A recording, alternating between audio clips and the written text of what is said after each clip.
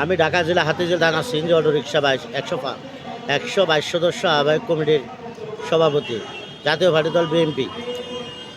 আজকে আমি এখানে কিছু গুরুত্বপূর্ণ কথা বলতেছি। আপনারা জানেন, এই প্রেস ক্লাবের সামনে আজকে কয়েকদিন আন্দোলন হইতেছে।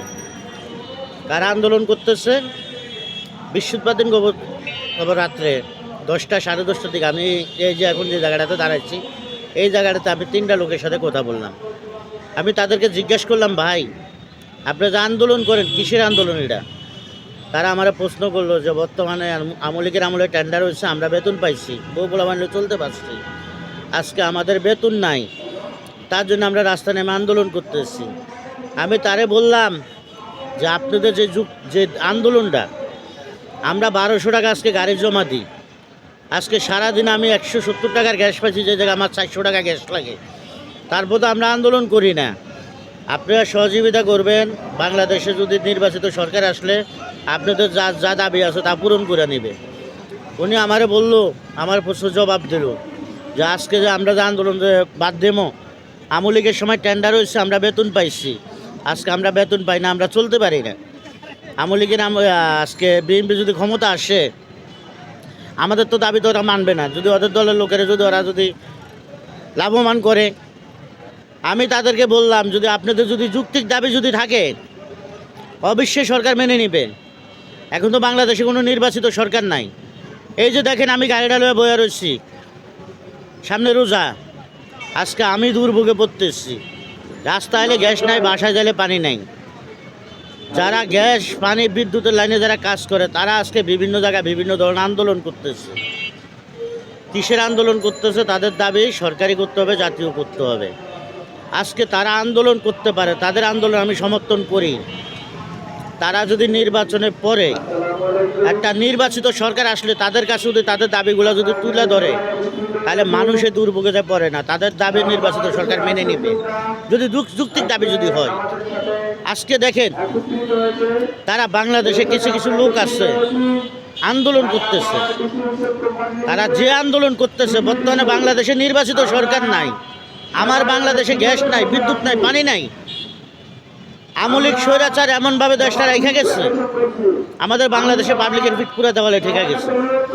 এখন বর্তমানে সামনে রোজার ভিতরে যদি আমরা যদি দেশটার ভিতরে একটা মুসলিম রাষ্ট্র হইয়া একটা বাংলাদেশের জনগণের যদি সহযোগিতা থুইয়া যদি এটা দুর্ভোগে যদি পালাই, এইখানে বাংলাদেশের জনগণের কী করা উচিত?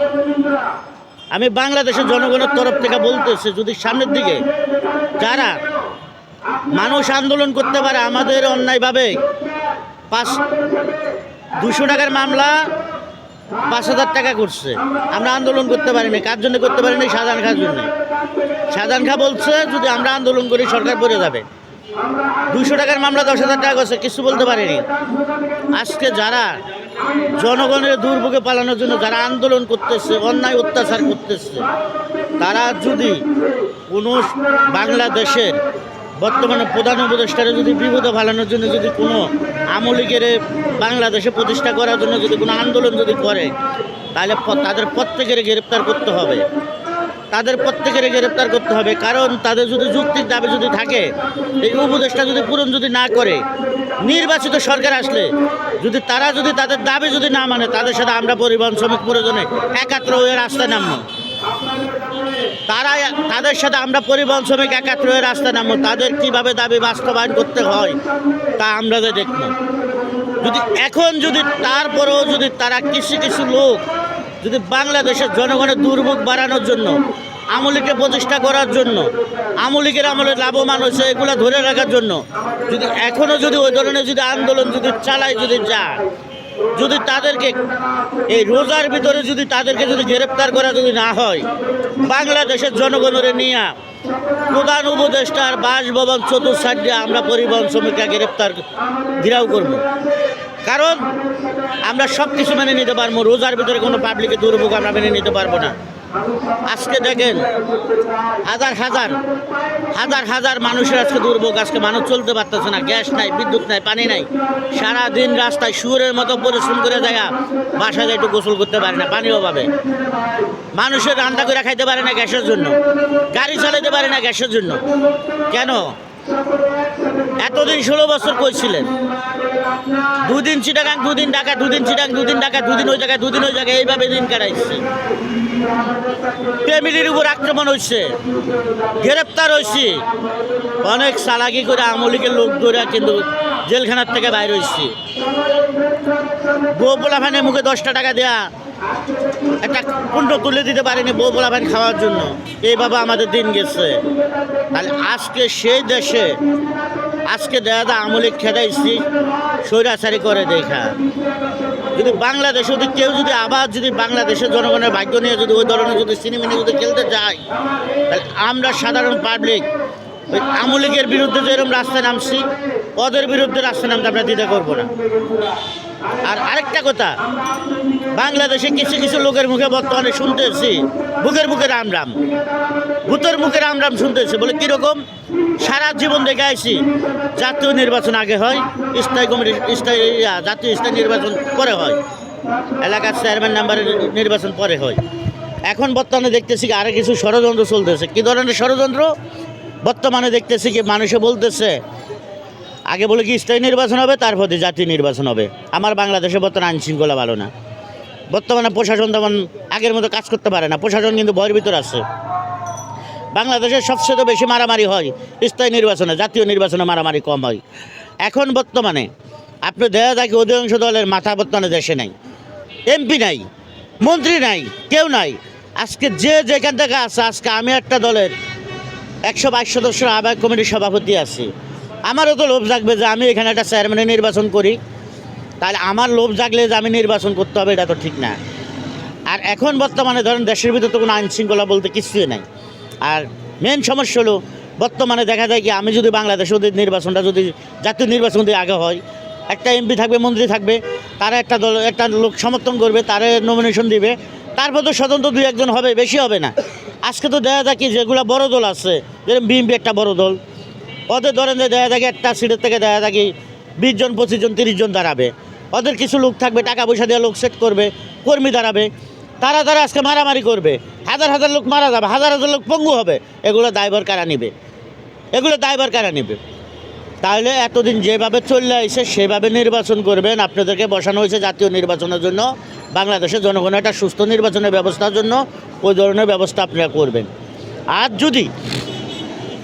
যদি মনে করেন কিছু কিছু লোকের জন্য আজকে জাতীয় নির্বাচন বাদ দিয়া স্থায়ী নির্বাচন করবেন, চেয়ারম্যান নাম্বারে উপজেলা নির্বাচন করবেন, তাহলে বাংলাদেশের জনগণের জীবন বাঁচানোর জন্য, বাংলাদেশের জনগণের জীবন রক্ষা করার জন্য।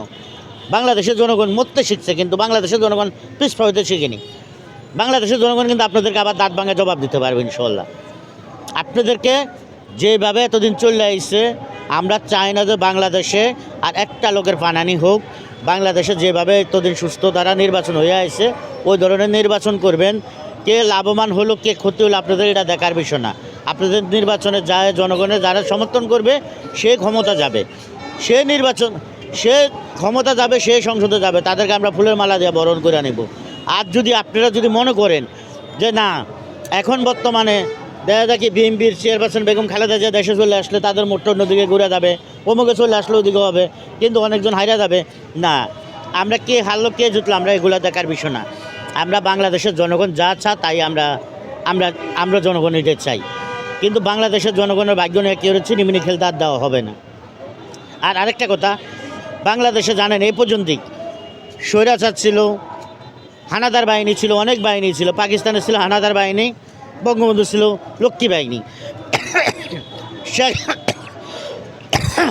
শেখ হাসিনা ছিল ফেডারেল বাহিনী। কিন্তু বর্তমানে এইসব বাহিনী সব বাহিনী বাংলাদেশের জনগণ খেদাইছে। আর এখন যদি সামনে যদি ওই ধরনের কোনো বাহিনী যদি বাংলাদেশে যদি হতে যায়, কিন্তু সুদা খাত জবাব। আমি বাঁচি কি মরি এটা জানি না, কিন্তু বাংলাদেশের জনগণ কিন্তু এগুলো কিন্তু প্রতিহত করতে পারবে ইনশাল্লাহ।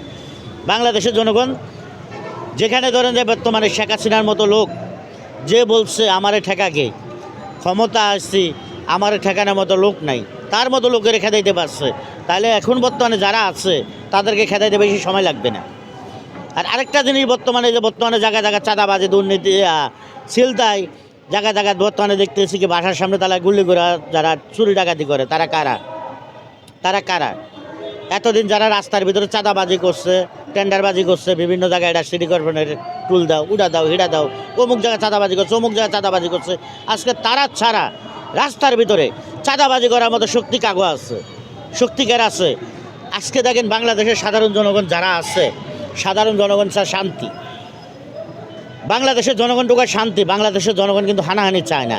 আর বাংলাদেশের জনগণ যদি একবার যদি হানাহানি যদি নজর যদি দেয়, তাহলে কেউই রক্ষা হবে না।